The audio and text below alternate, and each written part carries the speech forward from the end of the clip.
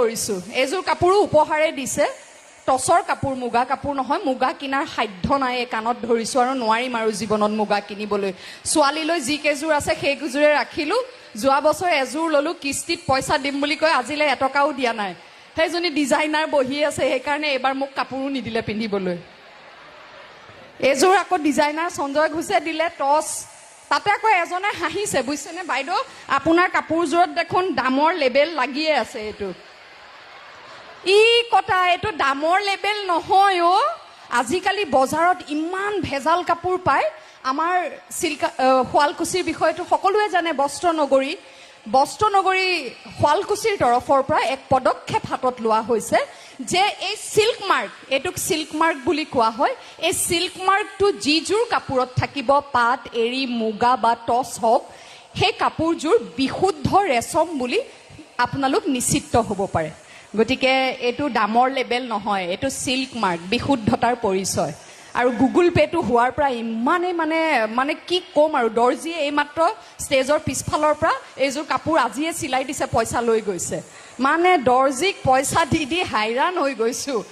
নিজে শিকি লওঁ নেকি চিলাবলৈ কাপোৰ বা যি হওক এইটো এটা আলোচনাৰ বিষয় এইখিনিতে মই আৰু এটি কথা আচলতে ক'ব বিচাৰিম আমি সেই প্ৰসংগলৈ অকণমান বহলভাৱে আহিম প্ৰতিযোগিতাৰ মাজলৈ এতিয়া উভতি যাওঁ কিন্তু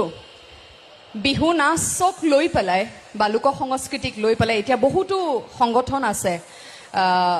বা এনেকুৱা অনুষ্ঠান আছে সংগঠন বুলি ক'লে ভুল হ'ব অনুষ্ঠান আছে যিসকলে অহৰহ সাধনা কৰি আহিছে চেষ্টা কৰি আহিছে কেনেকৈ আমাৰ এই লোকনাচ লোক সংস্কৃতিক প্ৰকৃত ৰূপত আমি ধৰি ৰাখিব পাৰোঁ সংৰক্ষণ কৰিব পাৰোঁ সুৰক্ষিত কৰিব পাৰোঁ গতিকে মোৰ এতিয়াই অনুৰোধ যেতিয়াই আপোনালোকে কিবা তথ্য পায় হ'ব পাৰে মেডিকেল সায়েন্সতো যেতিয়া সদায় দৰব সলনি হৈ থাকে সেই দৰব যেতিয়া সলনি হয় জাৰ্নেল বুলি কয় তাৰ মানে যিটো ৰিচাৰ্চ পেপাৰ সেই ৰিচাৰ্চ পেপাৰ দাখিল কৰে গতিকে আপোনালোকে হয়তো ক'ৰবাত গৱেষণা কৰিছে চুকে কোণে সোমাই অসমৰ বিহু নাচৰ বিষয়ে আপোনালোকে চৰ্চা কৰিছে গৱেষণা কৰিছে তাত হয়তো আপোনালোকে দেখিছে কিছুমান ভংগীমা আমাৰ নতুনকৈ সংযোজিত হৈছে হয়তো তাৰপিছত যদি আপোনালোকে হঠাৎ কৈ দিয়ে যে সেই ভংগীমা কেইটি নাই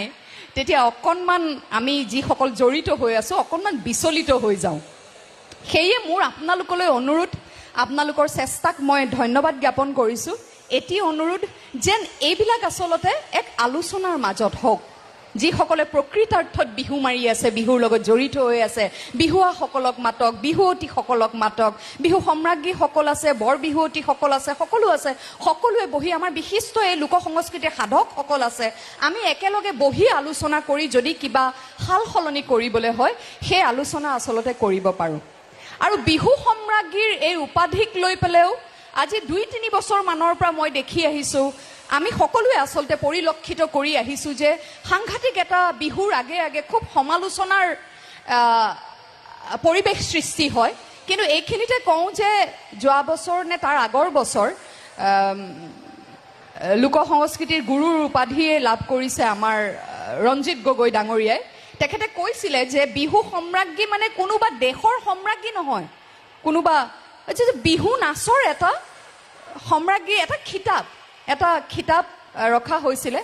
সেইটো উচিত নে অনুচিত সেয়া আমি ক'ব নোৱাৰিম কিন্তু বিহু সম্ৰাজ্ঞীৰ উপাধিটোৱে জানো লোক সংস্কৃতিত কিবা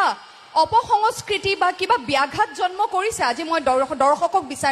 সুধিব বিচাৰিম যে বিহু সম্ৰাজ্ঞীৰ এই প্ৰতিযোগিতাই বা এই খিতাপে কেতিয়াবা আমাৰ লোক সংস্কৃতিক ম্লান পেলাবলৈ চেষ্টা কৰিছে নেকি বাৰু